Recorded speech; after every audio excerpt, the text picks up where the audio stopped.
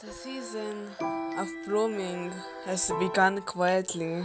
No thunder, no warning, just petals falling where they shouldn't, in the cracks of the sidewalk, in the corners of the room, and even inside your throat.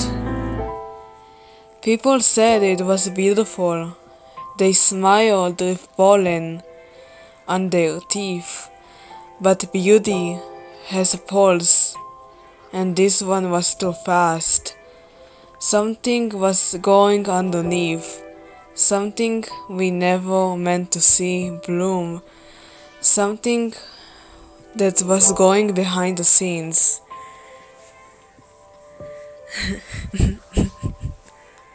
Something or someone was faking something. I don't know.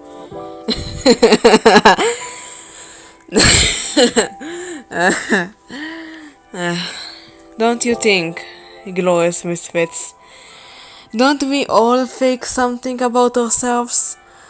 Well, it could mean that sometimes people fake something about themselves to be liked or approved of something. And sometimes they fake something to hide an alien secret. Oh,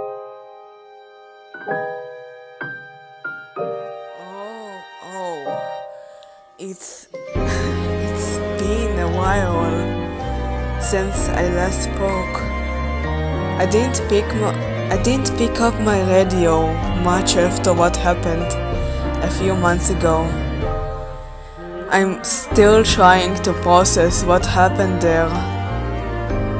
I always knew the founder of the underground society had ill intentions, but I didn't have evidence to prove my point. Now, we are slowly rebuilding what has been lost.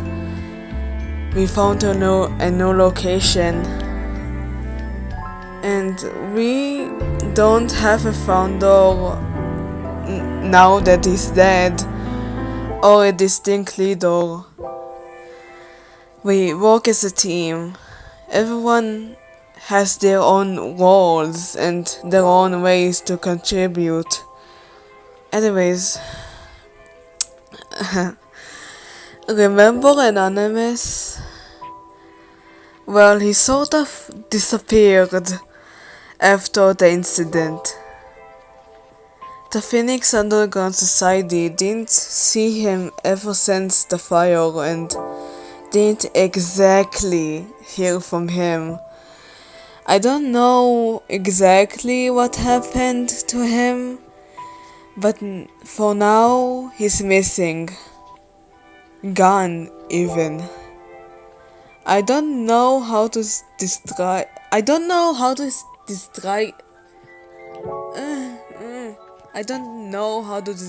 this other than a sudden disappearance.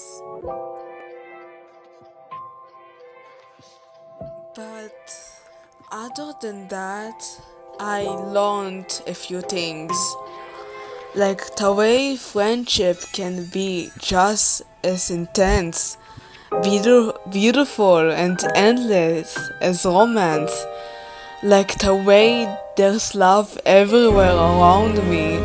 There's love for my friends, there's love for my radio, there's even love for myself.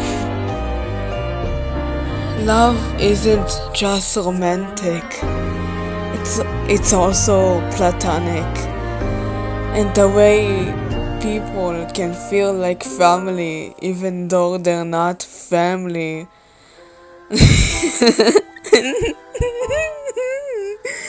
And lastly, I learned that the cosmos isn't built only of stars and constellations.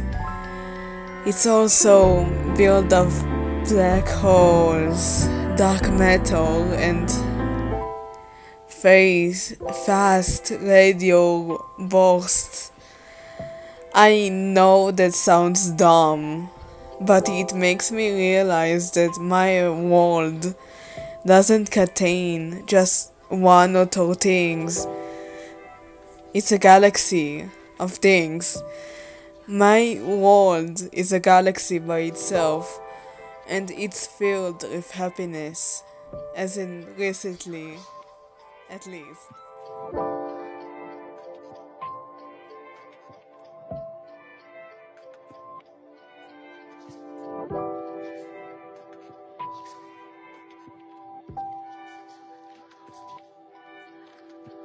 Anyways, welcome back. Hello to all the planets and stars that are now hanging around me. Our journey isn't over. This is only another chapter in my story, where I get to choose my own ending. Thank you. Thank you for listening to this episode, and I hope you'll enjoy this chapter of my story. See you next time on the flip side.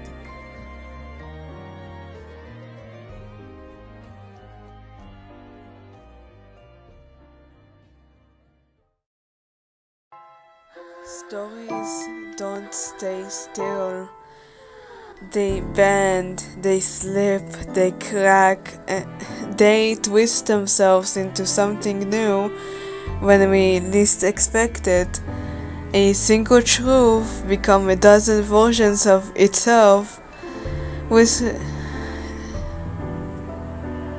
whispered in back rooms and cracked mirrors, and sometimes sometimes we have to take the pen of someone else's hand. We have to write the ending ourselves. I think that is what shifting the narrative is like, and I hope I'm doing it right. It's almost like switching from being in the passenger seat in your life into being in the driver's seat and choosing where we end up without a GPS. I think I like I don't know. I think I like the sound of that. It sounds nice. Choosing my own ending now that my life is actually finally going forwards instead of backwards.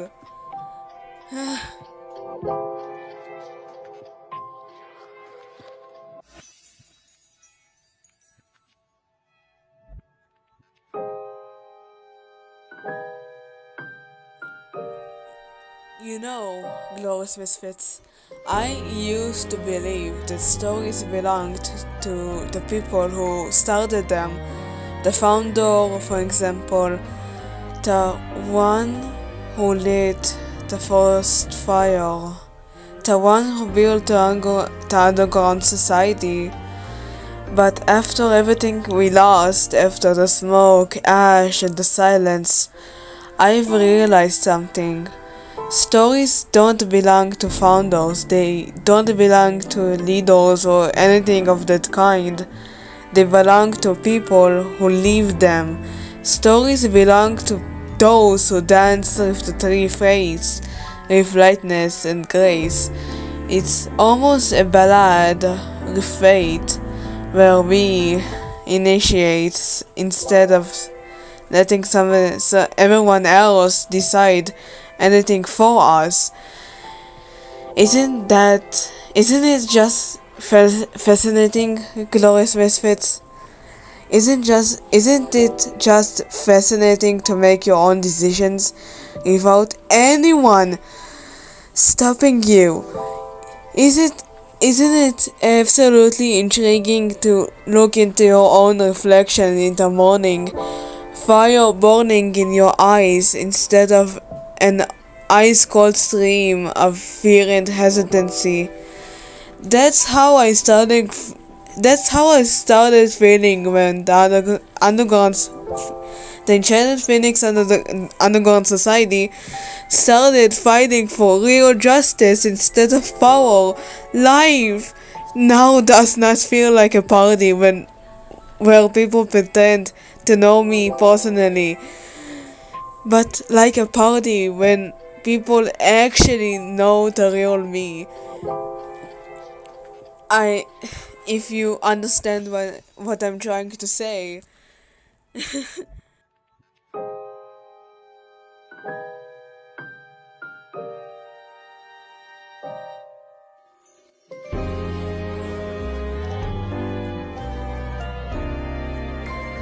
So now it's different. Like I said, there is no leader.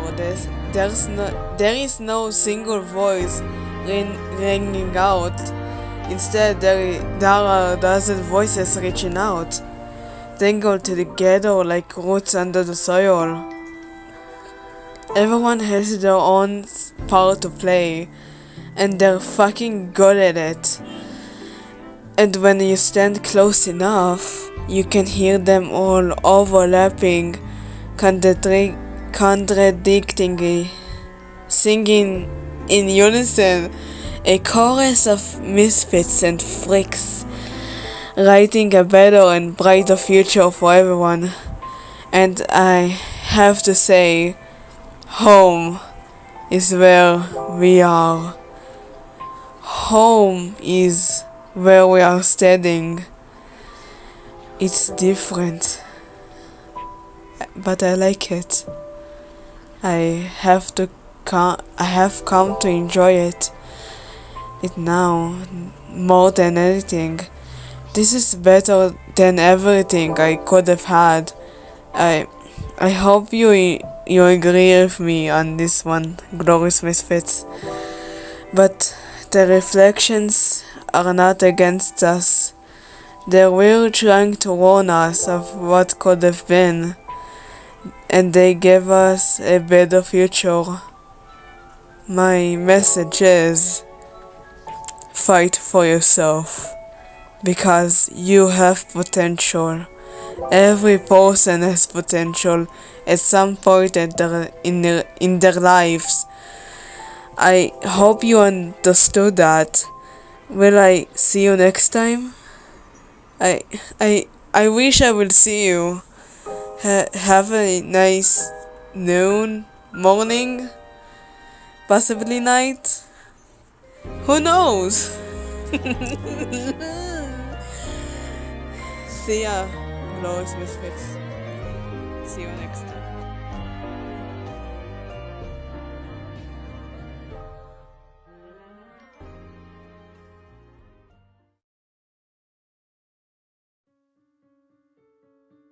Memories are what we're made of. Without memories, how can we define our life as it is now? Or who we are?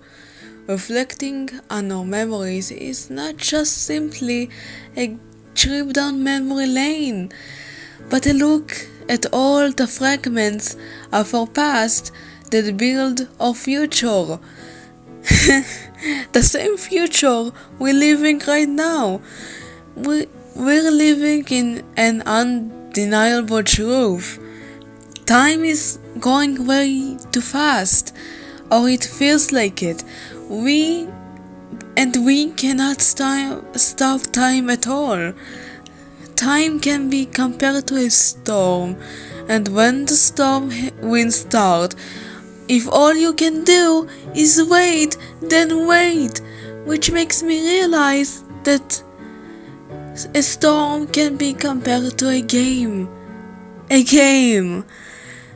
And you know, nobody smart plays fair. It's dangerous to admit that. You know why, Glorious Misfit? Because it reveals some people's cover of playing dumb. And it's also the reason why it's fun to blow people's cover.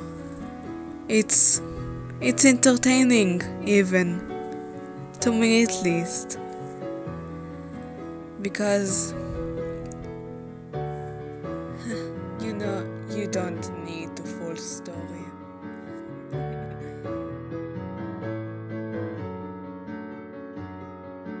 But despite everything that happened to me and to others around me, against all the odds, against all logic, we still have hope. Hope is still present in our souls, in our blood, and inside our hearts.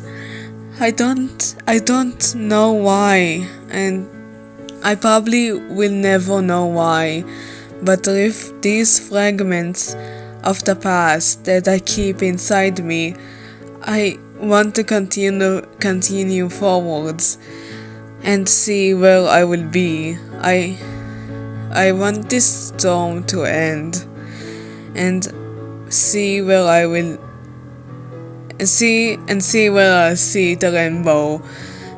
It might be over a school or over a building or even in the fields of flowers that I visit often. It's a long story, but just to see the skies clear up and I can feel the sun on my skin as I look for the brightest rainbow that I can follow. Do you think I can achieve that, glorious misfits? I'm not quite sure of myself yet. I am not quite sure what I want in life right now, if I'm honest. I even wonder why I got hope despite everything that happened to me. I think currently I just want to live and try to be happy. I guess. I don't fully know that yet. I need to figure that out. I need to figure things out.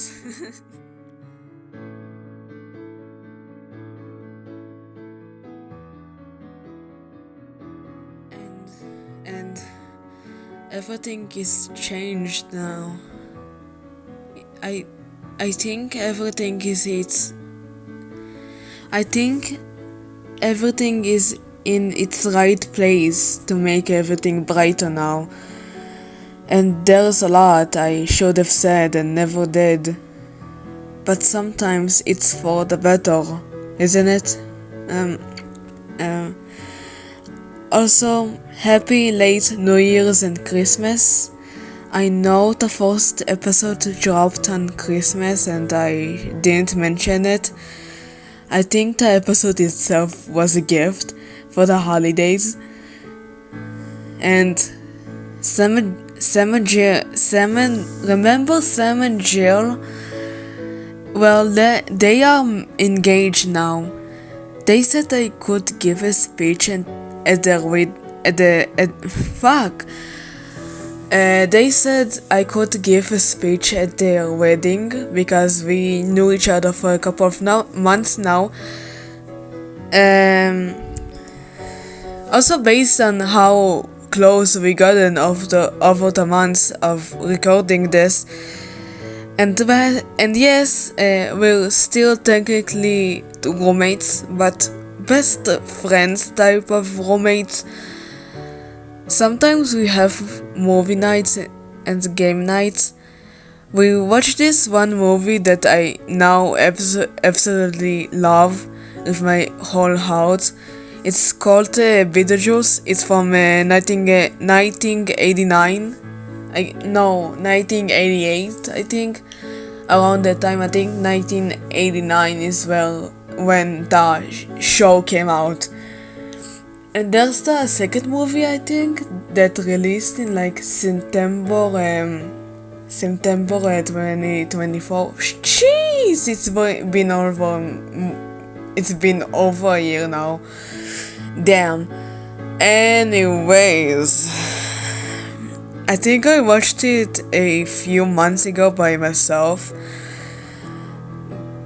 but I'm glad I rewatched it because it is absolutely amazing, and I love it with all my heart, like I said. Wow,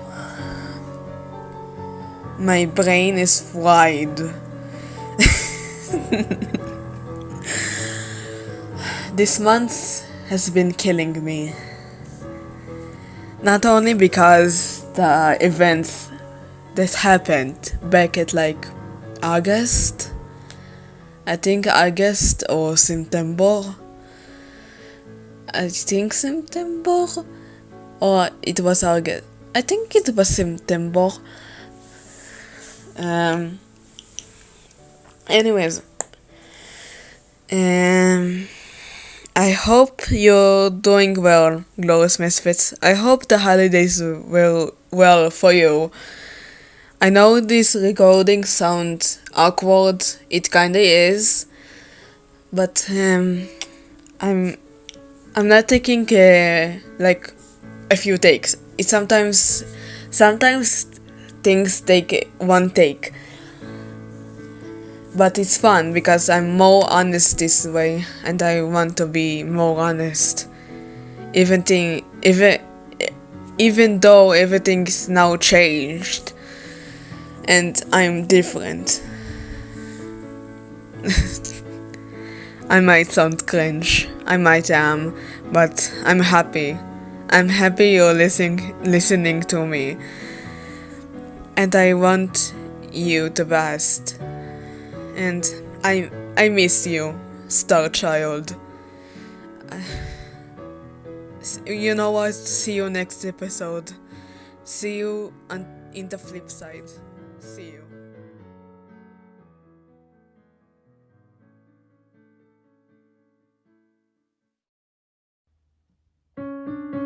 Let me ask you this. Do you know what heaven is? Let me tell you exactly what heaven is. Heaven is what you mix all your days of your life, but wouldn't it be called a dream then? You have one chance to buy your heaven with all the intents and ethics of your life. That's why everyone considers heaven such a lovely place, because it is dreams, special dreams, in which you exist. What you have to do is live up to those dreams. Why am I kidding? Does heaven even exist? Or we humans made it up to think our loved ones were going to a good place with eternal rest inside an eternal paradise, while we are here in an alley of destruction. And you know, there's a lot I should have said when I had the time, like, "Oh, Star Child, I died the day you exploded." I mean, I didn't actually die, but something in me died that day. Maybe I should have said, "I hope you never regret me," as a friend or a comrade, even though you probably regret me either way. Honestly, I expected you would explode. I should have handled things better, but maybe leaving was the best option for me before you exploded into a black hole.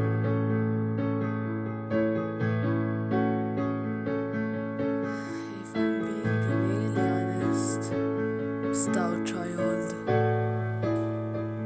I'm being devoured love you. Just to know the person I'm looking for no longer exists. You were made of magic, while I was made of crushed up little stars. You were a child of the universe, no less than the trees or anything like that. But ever since the child of the stars exploded, I realized something. A sentence that goes by cognito ergo patria. Wanna know what it means? It means I think, therefore I suffer. That's what the sentence mean. I know I somewhat butchered it here and there, but it's cool, isn't it? I think about my unapologetic empathy that has built up during my time with Starchild. It also made me realize another thing, that I don't need to rely on people who make me feel like I'm trapped, or people who make me feel like I only exist only to help people. I exist to create. I exist to help those who want to be helped. I exist to be unapologetically myself, to live freely without a fake star guiding me, because I know the true star will fall towards the surface of our planet and crash on the ground as I finally become myself. If you get anything I'm saying, I don't think and everyone gets it, but I know you do. Il always makes sense.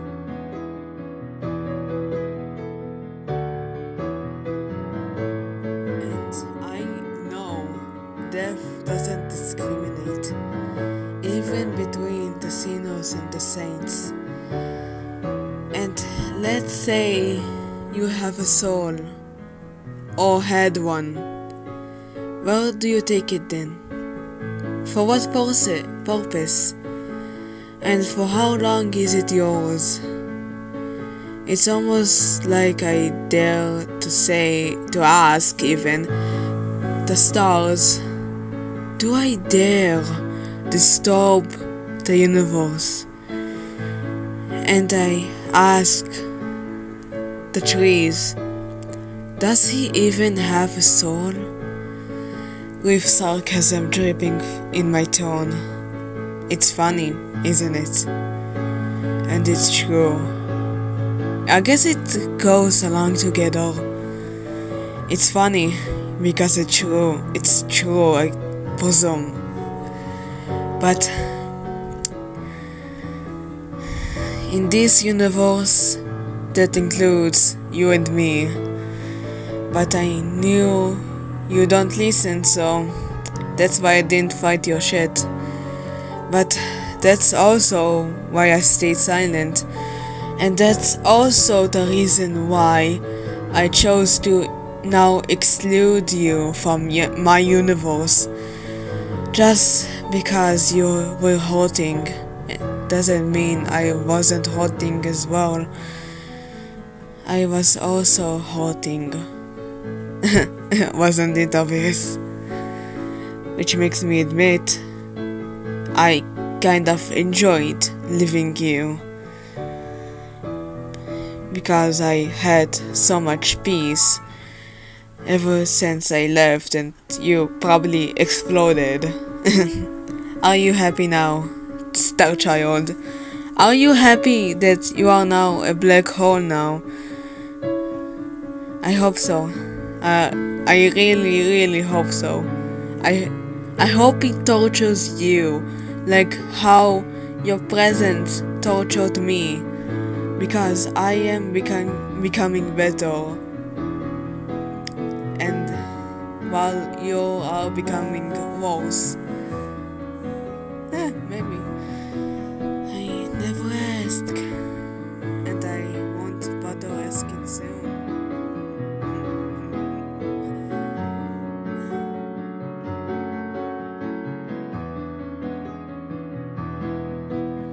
When you were alive, I sometimes asked myself something when you would weep and whine, and that something was, what is your pain points? What's your problem? What are our internal struggles today? And I would say, let me help you invest in a better future for yourself. I didn't actually say that, but something along those lines. But I couldn't help but snap sometimes. I couldn't handle spaces that are too depressing or judgmental of me or my inner world. I won't say I despised you, but I'm sort of apathetic towards your death. It shouldn't have an effect on me, and it sure doesn't need to have an effect on me, and little old me, don't you think? I thought I suffered when I was with you, and now I grew wings that will calm like the ocean's waves, and were gentle like grass in the spring garden, with flowers that bring you peace. To sum things up, for my gracious, glorious misfits, I hate it, Star Child. I know it sounds like I'm exaggerating, and I said I didn't exactly hate, not hate, but despised Star Child. I didn't say that, but it's an objective fact. The moving process took me by surprise, and it opened my eyes for a better future, a future of freedom I gained by fighting it.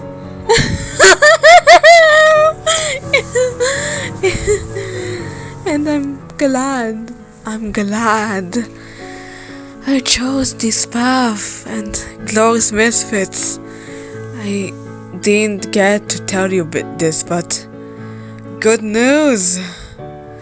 I guess I got invited to some party. Honestly, I have some hesitations, but I'll go. I just hope it won't be too crowded. I see you there at a big event, hopefully.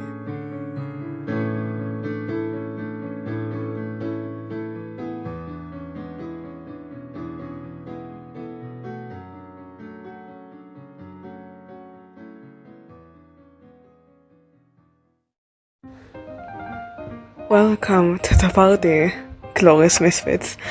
Make sure to say hi to everybody. I know it's funny that everybody is acting like they know you personally. Just play along. Be nice and all. You won't get far being on your own. Honestly, I'm not the type of person to go to parties, like at all.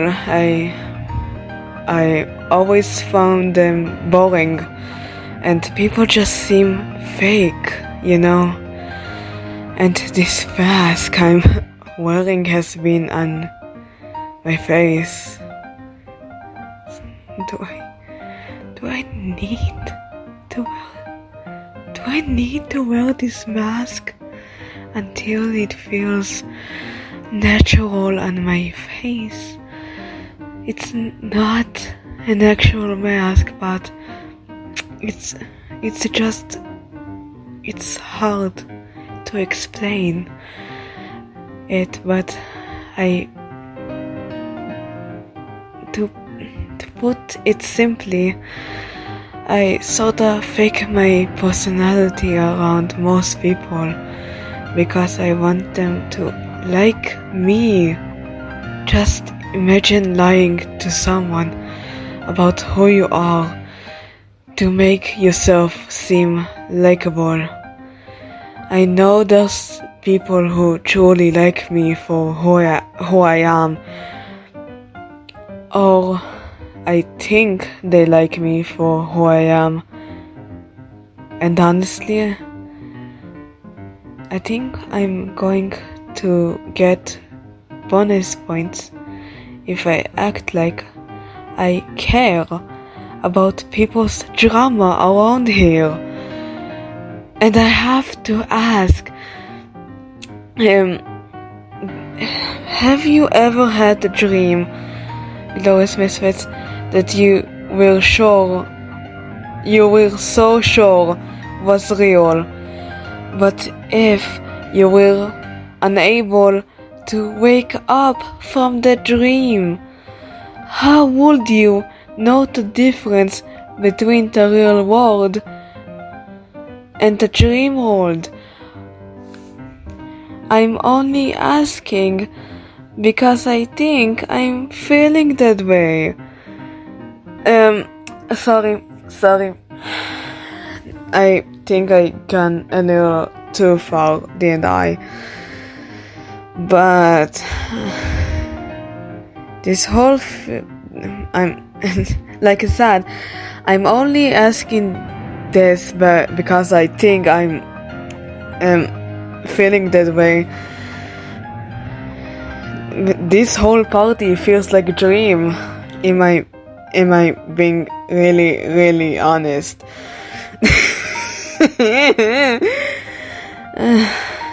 It feels like a party I cannot wake up from. The people seem fake. The whole atmosphere feels fake. Why am I even staying? Why did Ivan even invite me here if he ended up sick? I can't blame him. He literally caught the flu and he probably caught it from Kate. I'm sorry. I think I should leave.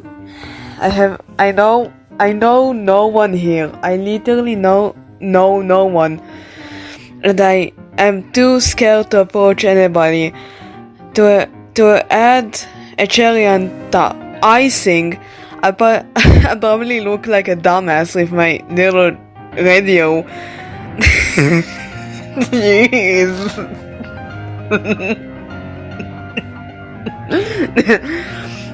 What do you think I should do, Glorious Misfits? Well, now that I said it out loud, maybe I should, I don't know, get out there, speak to people, get to know new people. I don't know.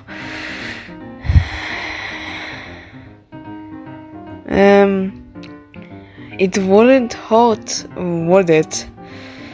I'll talk to you in like 15-ish minutes. See you in that time, Glorious Misfits.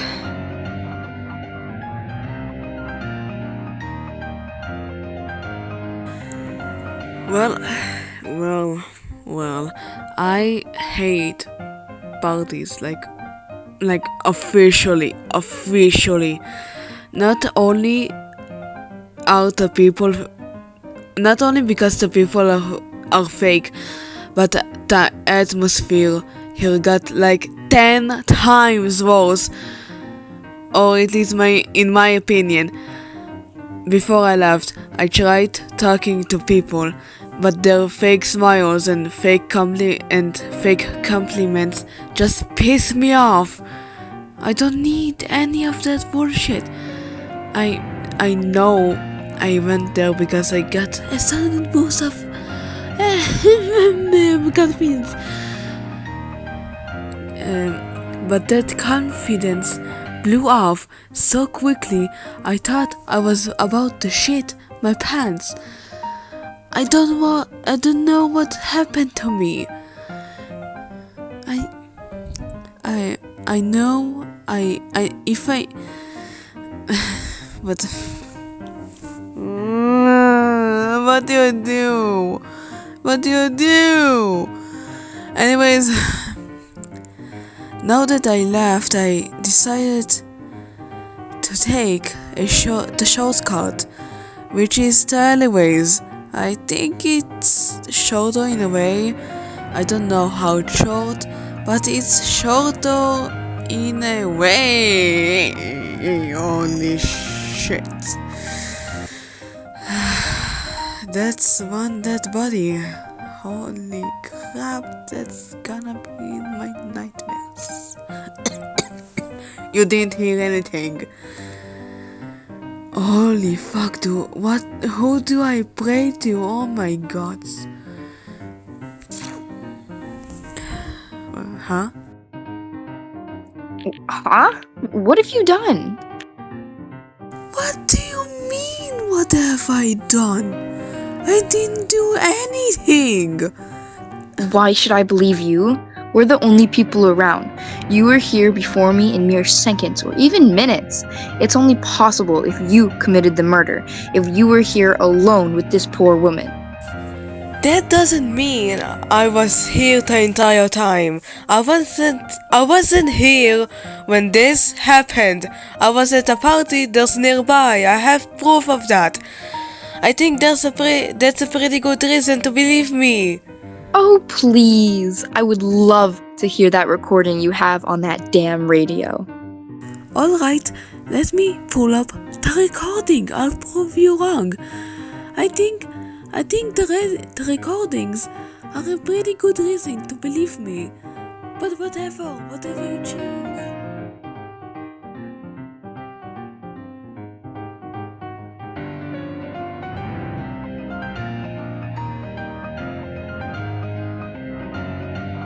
So you weren't kidding. I'm surprised. But this is actually insane. This feels like a video game or a thriller novel. Yeah,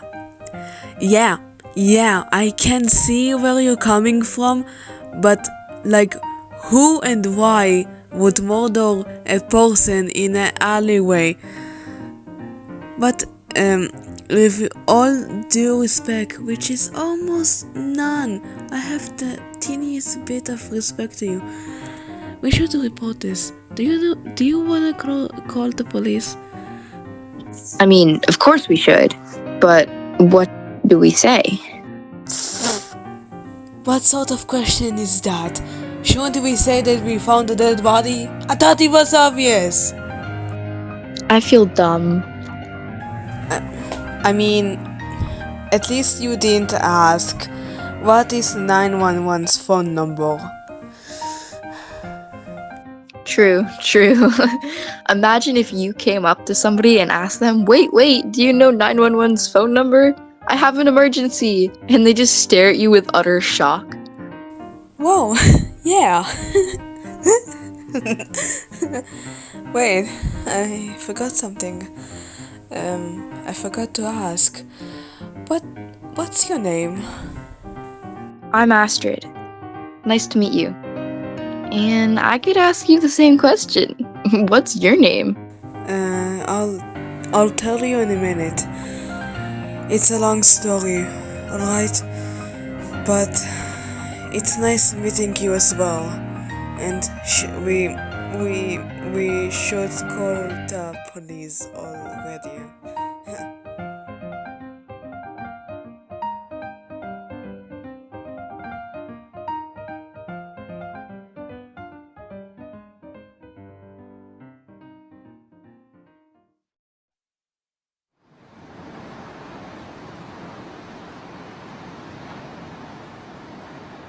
Hello again, glorious misfits. It's been a while since the night, the party, the alley, the body. I tried not to talk about it. Really, I tried to shove it into that corner of my brain labeled things that definitely didn't happen. But the funny thing about corners is that they only exist in rooms, and when the walls start closing in, or it feels like it, I also feel like there's nowhere left to hide. Like I'm being watched, but I'm not truly being watched. Or that's what I believe. And I'm actually being watched. I don't know. But I'm trying. I promise that I'm trying. I'm trying, staying safe. I'm trying to forget what happened that night. I'm trying. And I truly hope I will stop trying and actually start being safe and forget what happened. I do acknowledge that my situation is serious and I might not forget about it anytime soon. But I do know one thing, that this isn't over. I know it isn't over yet. Give me a moment.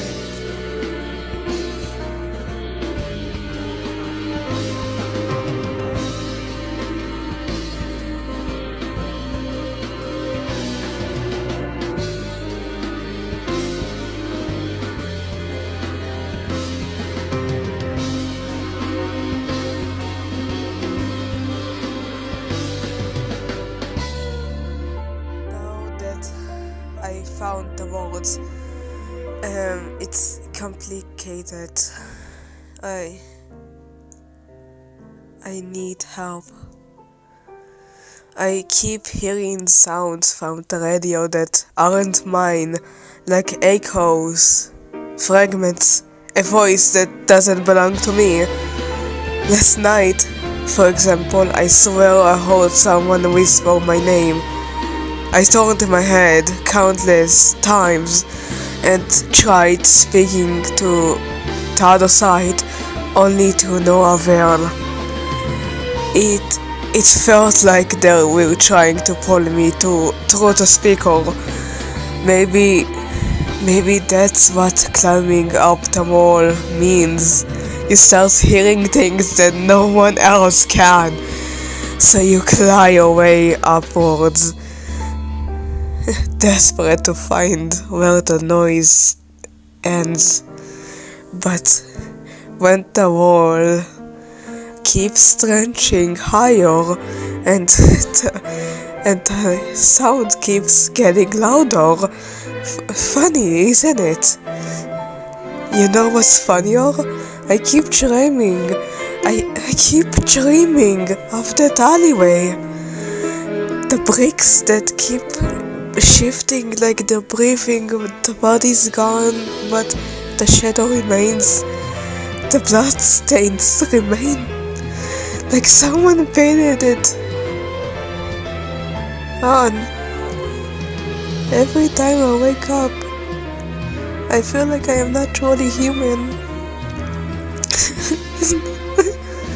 As if I'm not truly here. And and I'm just on autopilot for a minute or two. I don't know. I don't know why I'm telling you this, but because maybe because I don't want to believe. I the only one who sees it, and I have to ask something, Glorious Misfits. Do you think the world leads somewhere? Glorious Misfits. I think that maybe if I climb high enough, I'll reach the part of the world where people stop pretending, or maybe I'll just find another mask waiting at the top.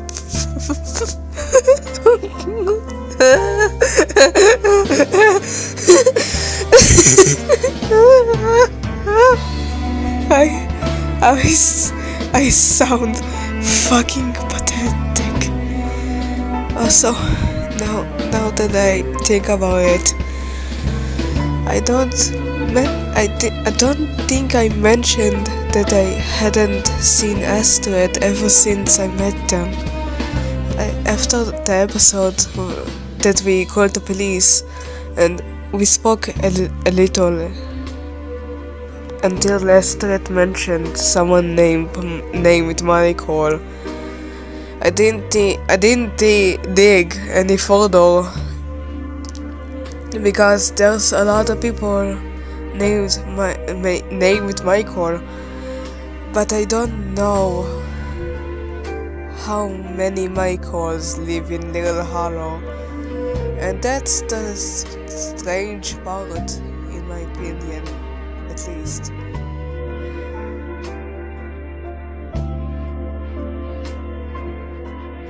But either than that, nothing new has gone down. I think I'll meet up with Michael or speak to him a little to see if he knows Astrid.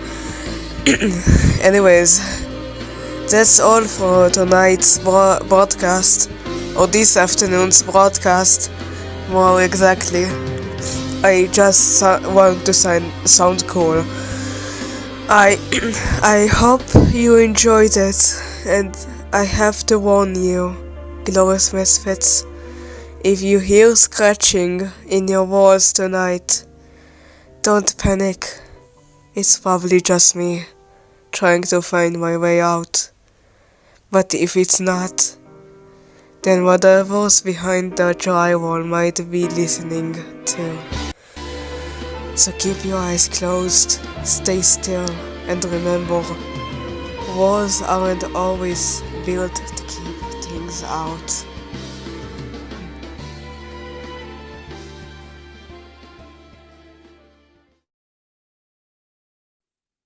Glorious Misfits. Hi. Hello.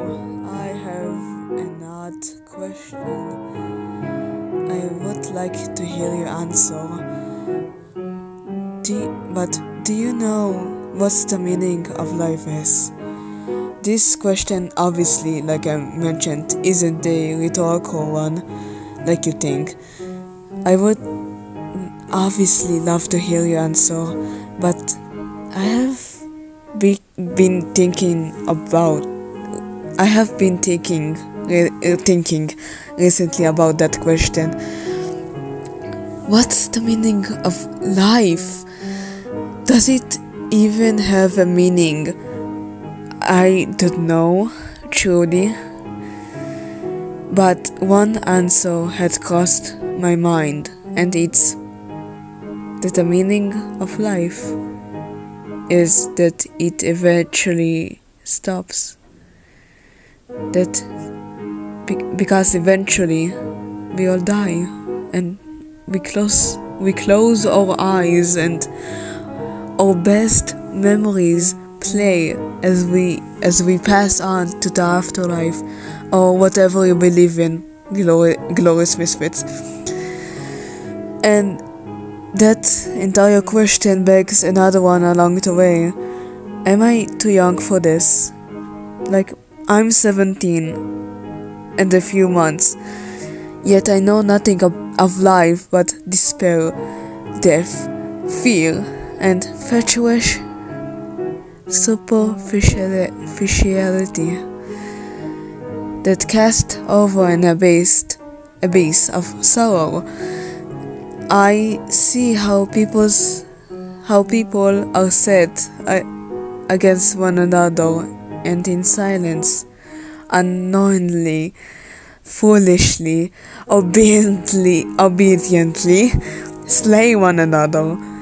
It's all funny, hilarious even, how even life can seem as so shallow, hollow, pointless, and full of shit when you realize that you can't get anywhere if you're not influential, rich, or have any sort of sick power over us, the ones that are stuck in the cage,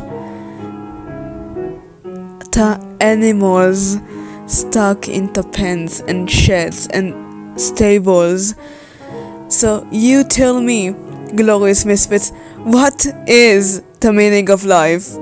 What's the meaning of all this? Why am I still alive after all I've been through? It's silly to think, to even ask that. You wanna know why? Because we both don't know the answer. We just keep living because we hope that things get better. Because we do nothing to make shit better. I say we should. I'm not going to finish that sentence. You're not gonna like it, glorious misfits. I'll take a few moments to myself and I'll return. Alright, see ya then.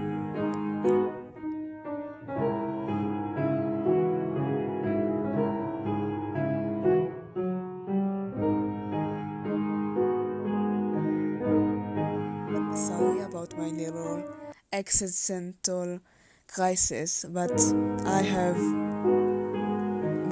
my crisis is it's besides the point now. But I have done some things. Let me explain. Do not stress out.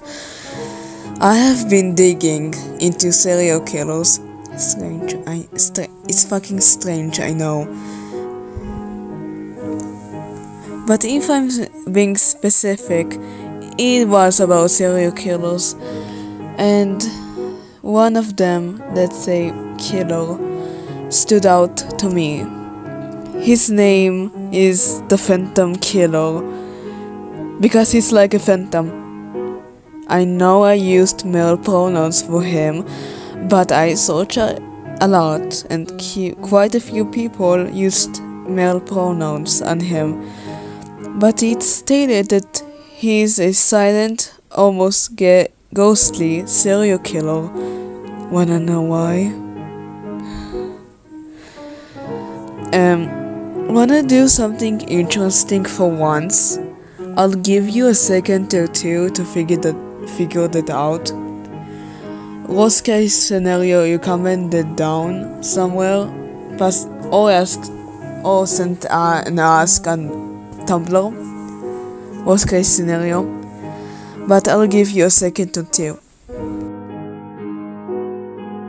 Got your answer? Good. So that claim exists for the following reasons. Number one, he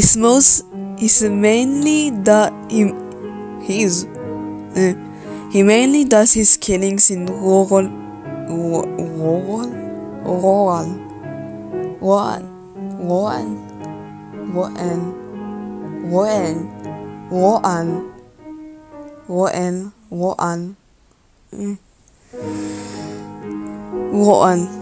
I hope I'm saying that right, but rural areas of Little Hollow. I'm surprised that it's even in Little Hollow, like the outskirts of this town. But it seems that in recent times he started doing his killings, his little shenanigans in more hidden or broader areas besides the outskirts. Reason number 2. Nobody really knows who he is. It's claimed that his killings happen around midnight to 3 a.m. and so in complete darkness, I guess. And third reason, all the cases that supposedly link to him go to court cases. Like, it doesn't get solved at all. I know that's like super basic information, but that's all I could figure out about him. Almost everything about him is theories on Reddit or anything of that sort. So the girl that Ant's thread and I discovered that night is most likely linked to him.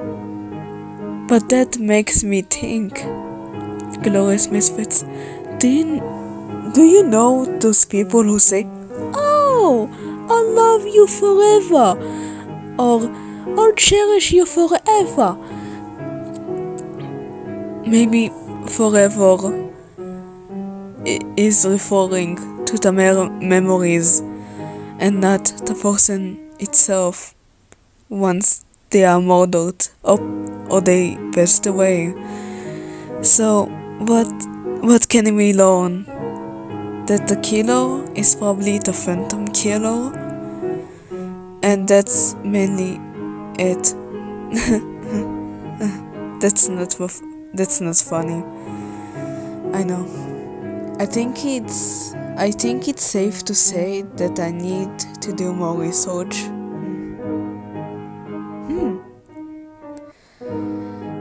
But to sum this up, I'll see you next time, Glorious Misfits. And next time I'll be more knowledgeable about this.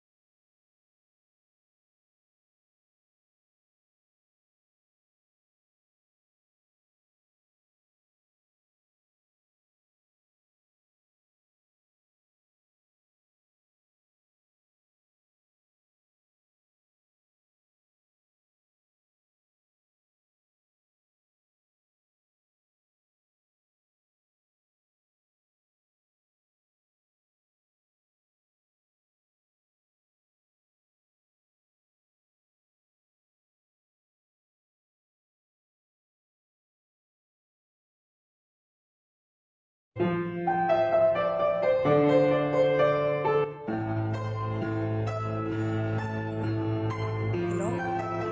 I hope I'll be so switch to aircon chambers, but hello? Anyone there? Silence? Why am I even trying? Are you even alive? I think by now, Solence, we've, as they say, lost touch. Not that we ever touched in the first place, but ever since Milforce has fallen to the ground, in the end, I'm still only ever looking where you've looked. I'm only walking where you've walked. I'm in your dark blue shadow and you never seem to turn around to find me there. Possibly because I was never there, or you weren't even looking, or you weren't even here.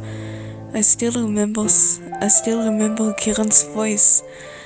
I still remember his death to this day. I think I still can hear his voice. I think I can even see him, or a vision of him at the corner of my eye. I don't understand why I have been searching for you. I heard your name once, your full name, and the memories washed over me. I'm sorry, really. I should have thought of that. I should have thought of something else, or made you do it. I shouldn't have thought of that, or made you do anything. I hope I can find you one day, Solence. That I can really apologize to your face and treat you better. If you can't hear this, Solence, give me a call, a sign, a signal, anything. I could still really, I would appreciate it a lot. I'll be waiting for you. See you, anyone on the other side of the chamber.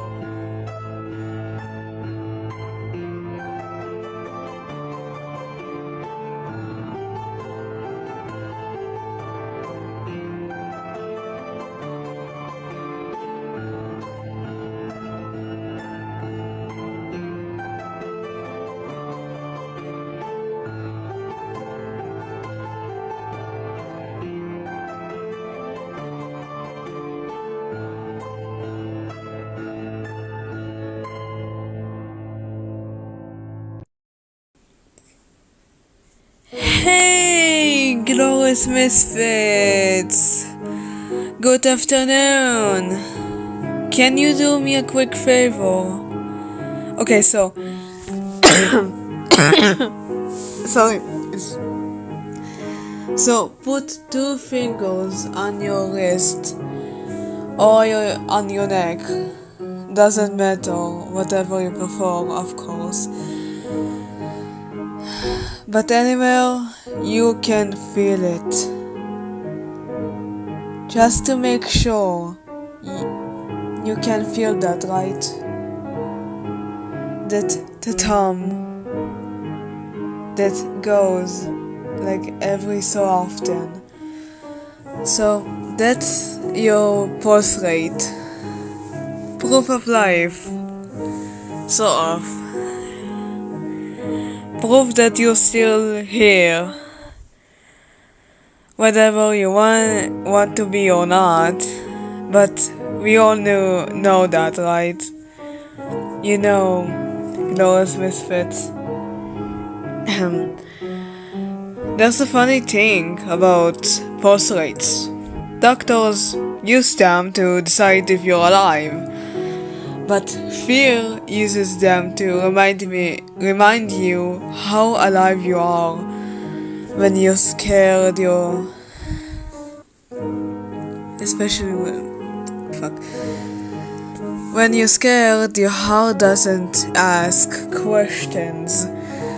It doesn't care about meaning or morality or whenever you deserve what's coming.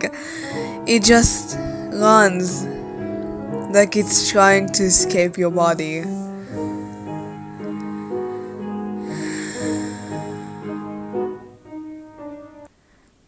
Blood flows quicker. Sweat is dripping off your forehead. And you realize that there won't be a light at the tunnel for you whilst you enter the dark side. Anyways, I've been thinking about last episode 2 weeks ago. Yeah, 2 weeks ago. About death as a whole.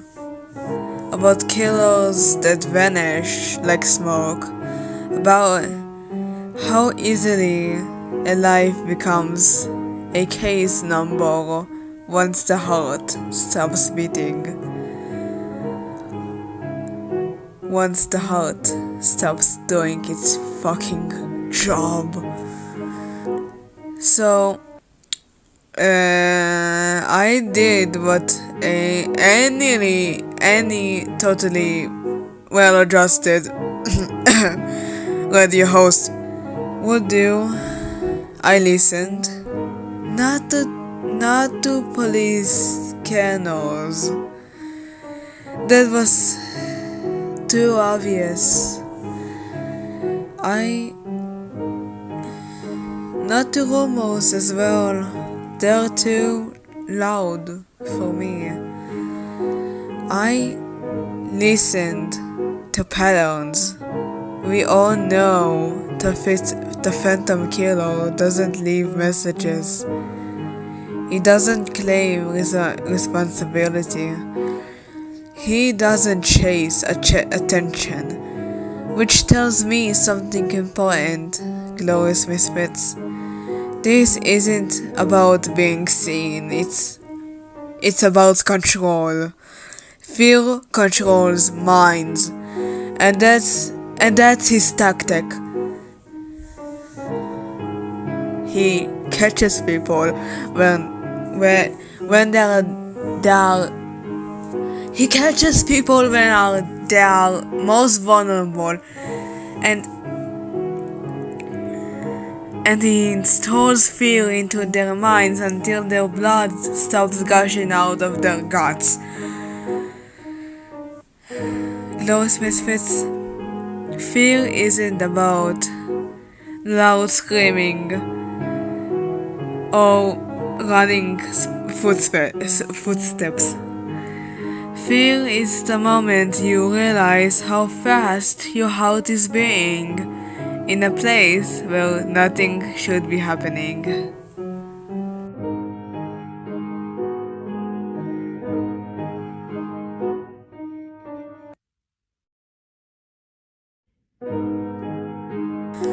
Well, I think that's a major step forwards into figuring out who the Phantom Killer might be. Hooray! I guess. But a little run back to the Phantom Killer in case you forgot. Midnight to 3 a.m. when the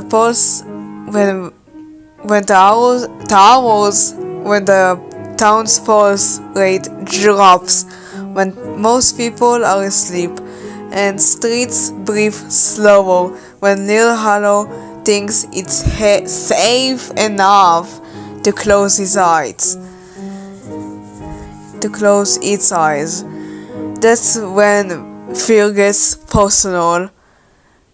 Second of all, outskirts, back roads, white spaces that feel empty. Sorry. Until they don't. Anyways, You ever notice how silence has weight at night, like it's pressing down on your chest? That pressure. Do you know that pressure, glorious misfits? That's your pulse reminding you that you're fragile like the rest of us. That you aren't artificially made out of metal, but made out of flesh and bones. Now that's out of the way. Okay, here's the part I don't like at all about Phantom Killer's cases. Well, his cases go cold, not because there's no evidence. Well, that's mostly it, but because the Phantom Killer commits his murders where he knows cameras won't catch him. Interact in blind spots where authorities won't catch his features. That gap leaves people to theorize, to wonder, to fill in information with your imagination and hope it's correct.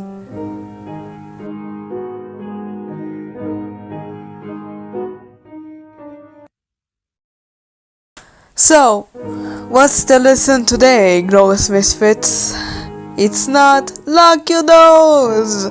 It's not don't go outside at night. It's this. If something makes your pulse rate spike for no reason, if your chest tightens, if the air feels wrong, listen. Your heart notices danger long before your brain even wants to admit it exists. And maybe, just maybe, that's the real meaning of being alive. Not hope, not happiness, but awareness.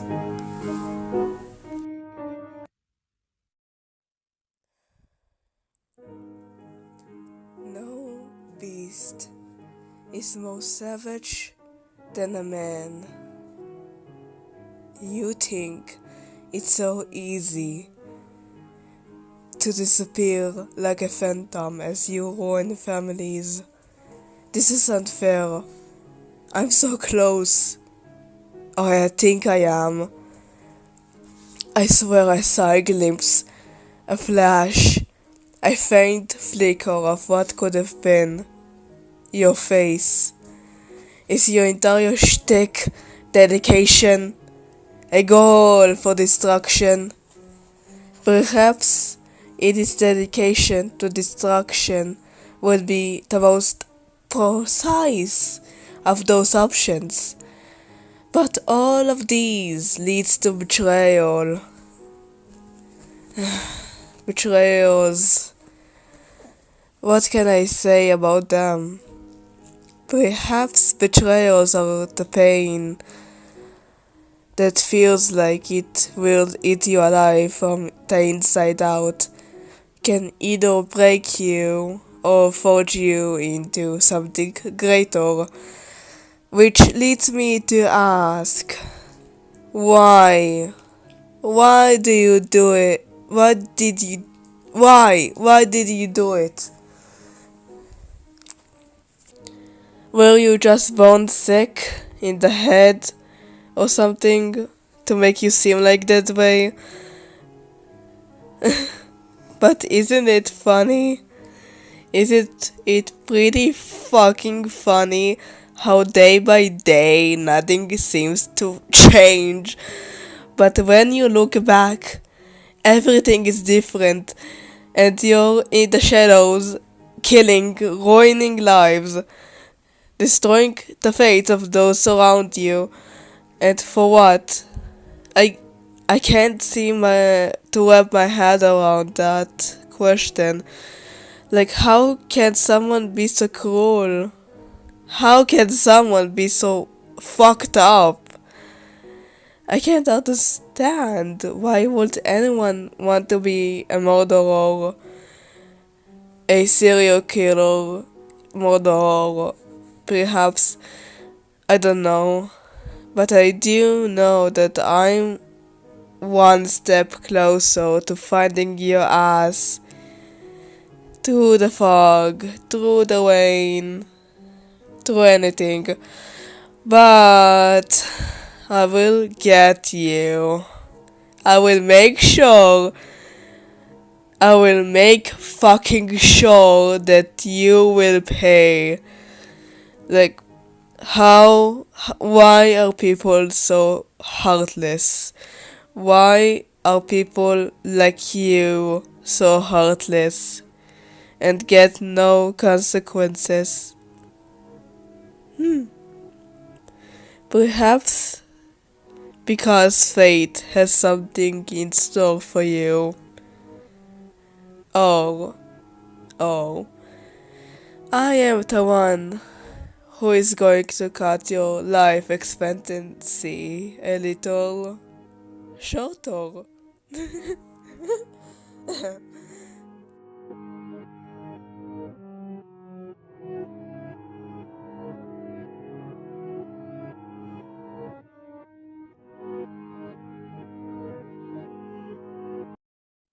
Oh, oh, oh, this was on? I didn't know this. So, hey, glorious misfits, it's nice seeing you again. Uh, Sorry about that, but I have to make things a little clear. I sorta did see a glimpse of the Phantom Killer's face last night. Yeah, last night, or was like 2 nights ago. The reason I'm so ticked off that I suspect he is that I suspect he's gonna do something. Perhaps commit a murder again. Uh, like, why did we, the human race, make the world this way when we could have done anything else?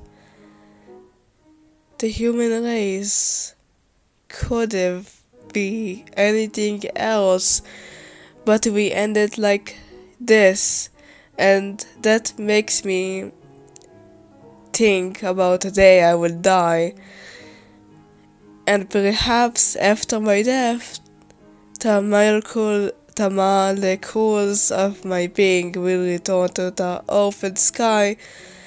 They came from the Perhaps they came from the stars, but perhaps the stars are not just stars, but rather openings in heaven where the love of our lost ones pours through and shines down upon us to let us know that there is hope. I really do wish that there is hope, even for someone like me. That not only because I believe there's hope for people like you, glorious misfits, but it makes me believe that not everyone is heartless. I'm also sorry for something so fucking insane back then. Uh, I don't know what has been going on with me recently. Everything has been a wreck. I'm trying to get better. I promise. I promise with my whole entire heart that I'm trying to get better. So, about the Phantom Killer, I saw him near one of the kiosks in town in Little Hollow. The one of the least less popular kiosks. I think it's called Mario Kiosk or something like that. Something with Mario. Mario is a popular name, so I understand. Also, Yahoo! Just kidding. So I saw him, like a glimpse of him, turning a corner. I'm not sure if that's him, like 100%. I'm like 90% sure that's him, because I saw a knife with him. You must be asking, how did you see a knife on him? It's because it was a ballad song knife.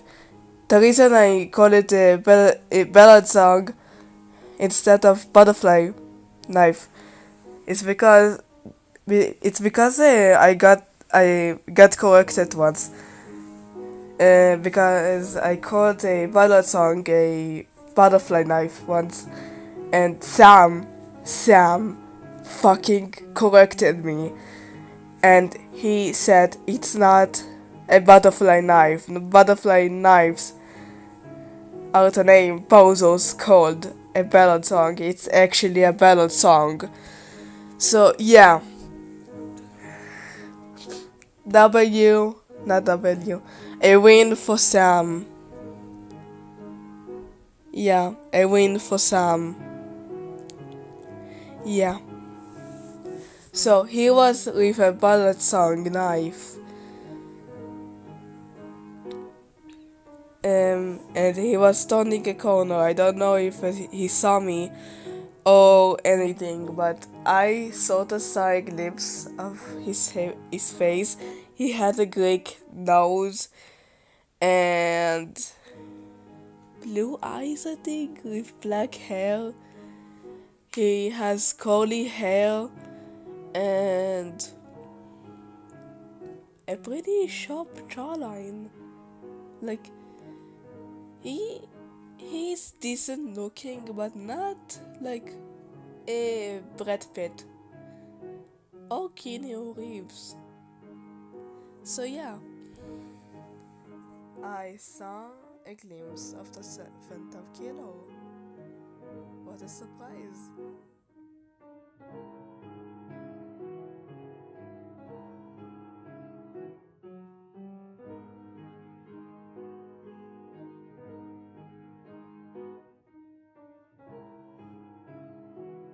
So I'll keep you updated, Glorious Misfits. Next week, same day, same time. Hopefully, if nothing comes up along the way. And remember, you've still got it. You still got potential, skill, the power to make a change, Glorious Misfits. I'm just keeping an eye and keep close watch over your shoulder. I'm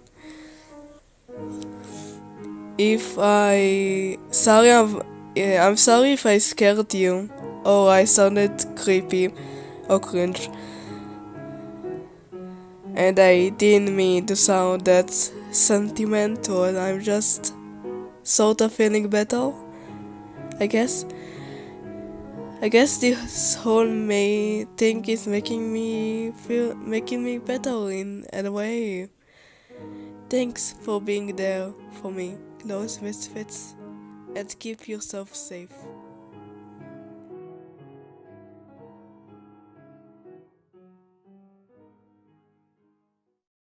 Hello there.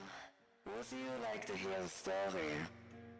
Well, this story follows somebody who's haunted by the ghost of consequence. They found something forbidden far from home, let's say that. He knew she could be punished, but they said, I know the consequences of my actions can get me killed, but I will do it anyways.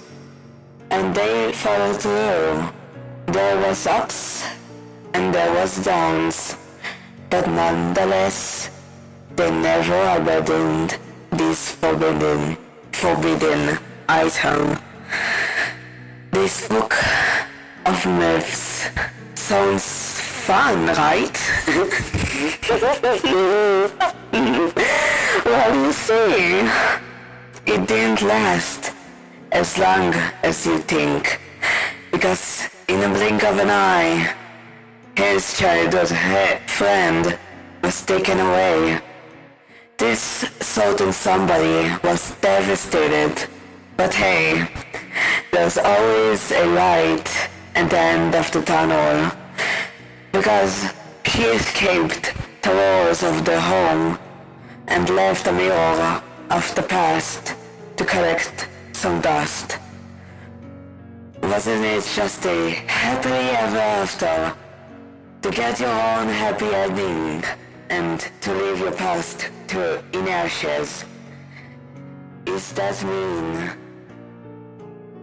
the meaning of happy endings? I think it is, at least. My opinion. But I want to hear your opinion though.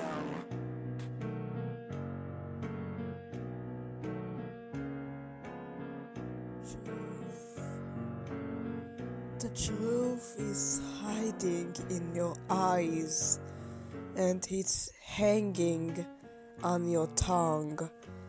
It just boils my blood how cruel you can be. Glorious Misfits, I found him. I think I truly found him, because recently I dug further into the Phantom Killer's supposed cases, and I noticed one crucial detail. It was stated small traces of black curly hair. Like that could be anyone, and it makes me question how the Phantom Killer wasn't caught yet. But I'm pretty sure that's him. Black curly hair and a ballet song like last time. I decided to finally get this over with, to find him and get justice. Not just for me, but for others as well. So they can rest well. Right now though, I'm following him from a good distance. I don't think he noticed me, but he's walking towards the Mario kiosk. Wait, this is the way for the Mario kiosks. I just noticed. Okay. So that's a pattern I need to keep a close eye on. I think for that guy, it's all a game. Perhaps a game of chess. But can you consider what I will do a checkmate? Or what?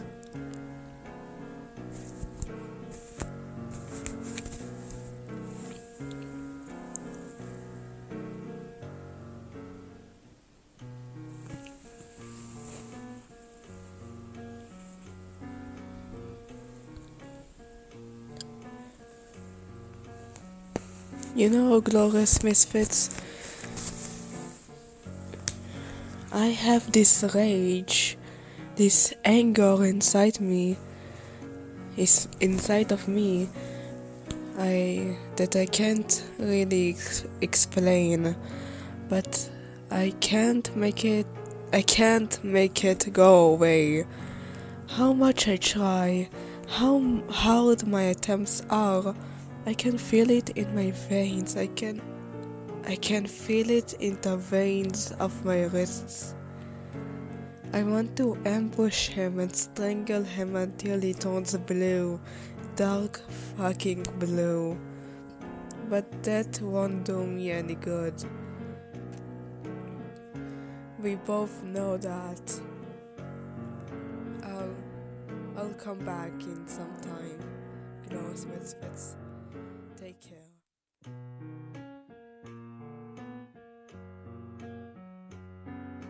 This isn't normal. This isn't how normal way people live. This isn't the way normal people live. No one dedicates their whole soul to a cause or a goal just because they believe in something, like a moral code or an idea or anything of that sort. But maybe, let's say for now that it's normal to dedicate your whole being to something that and you're right about monsters and ghosts being real. Where do they live? Huh? What was that? I didn't quite hear ya. Oh, I get it. You're haunted by the idea of wasting your life away. Were you always haunted by the idea that you're wasting your life? Or is it a recent thing, fella?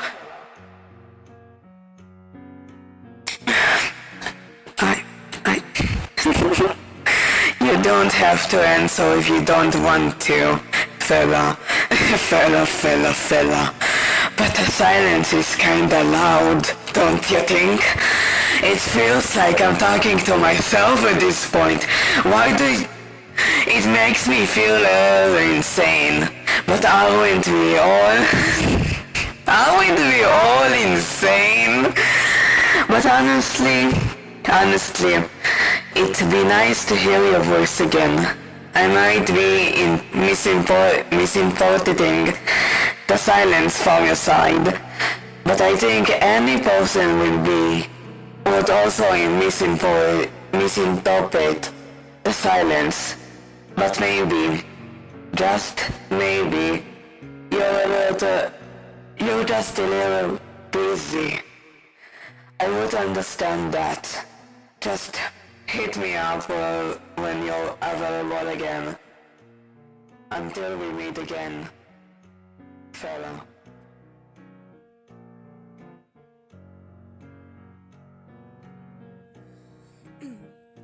Monsters are real. Ghosts are real too. They just live inside us. And maybe I am afraid of wasting my life. I thought that if I didn't do anything meaningful, I would be a waste of time. So I think dedicating myself to something is a way to cope with what I went through with Kieran in Smear Falls and everything, I guess. I think you understand somehow, one way or another. Maybe for you it isn't this feeling like something is written inside of you and you have this urge to cut it out of your system. We might have survived what we did, but we paid for it in different ways, and the survival doesn't feel pretty for me. Glorious misfits, and I'm sorry, really. I know I apologize to you like 1,000 times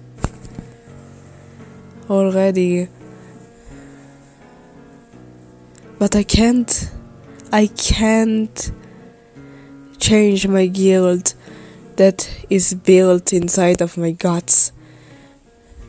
It should have been me instead of him. But back to the chase. Our target is around a bar. I don't quite see its name, but it's on West Steel Road. It's one of the less crowded streets at these times, just to let you know. But he's roaming around with his knife in his hand. I do think he got onto me, but he didn't do anything. Not yet, at least.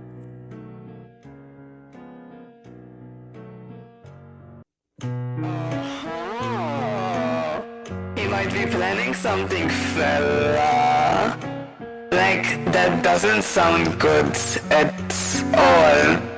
But keep your distance and make resistance if he tries to do anything. I don't want you to end up the same way he did.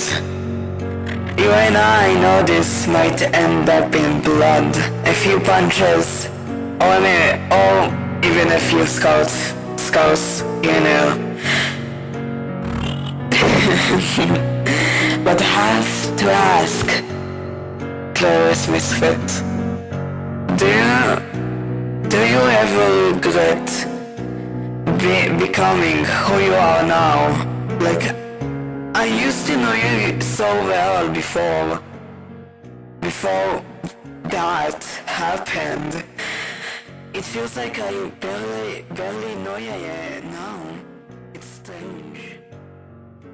I mean, yeah, I do regret it, but not as much as I did before, or as much as I did, but mainly because I still have hope for me to become something or someone and have a future too, if you know what I mean. That was unexpected. But that's the cool kind of unexpected. You know? When you receive good news where you're expecting bad ones, or something like that. Besides, I think we should meet up one time and fully catch up. We haven't seen each other in a year, fella. It's... you can say I missed you even though you left me. True. We haven't spoken or even seen each other in over a year or so. So it's best we catch up sometime. But right now, we should focus on our little mission.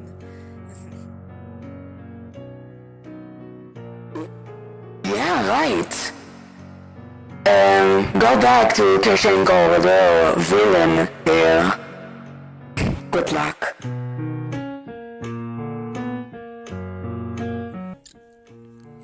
Yes, hello?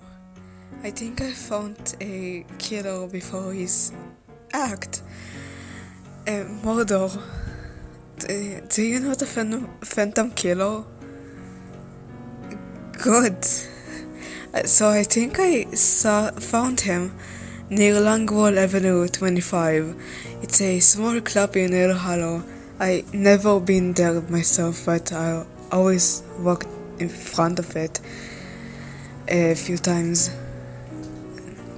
Huh? Describe him. Okay, so black curly hair, short. It's above his ears. Blue eyes, and a sharp jawline, about 169 cm tall. It's about, I don't know, 5'6" or 5'6.5", with fair, almost olive-like skin. Is that all you need? Alright. Thanks. It's very much appreciated. Have a great night. Yeah, yes.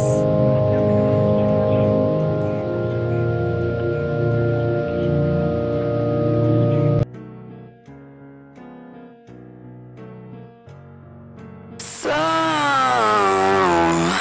how did the phone go? I wanna know. Tell me everything. Glorious Misfit. It went alright, so Lance. They asked me where I saw the guy, what he looked like, and they'll be around in like 15 minutes. That's at least what the dispatcher said. Oh, that's some good news. Anything else? No. We just have to wait and see, Sol. So, also, how about we would meet up next week on Tuesday, perhaps? Sounds amazing. At Lucky Cafe? Yeah, sure. That place is nice. Great. See you then.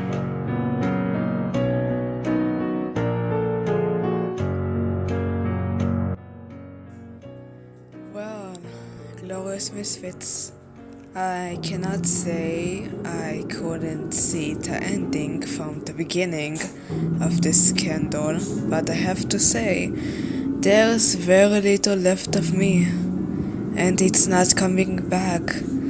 But I think it will bloom into something new. At least justice was solved on a civil plate, and in the end, this was a long night. So I need to nap later, but for now, we're ending on a good note, I think. See you soon, my glorious misfits. See you soon.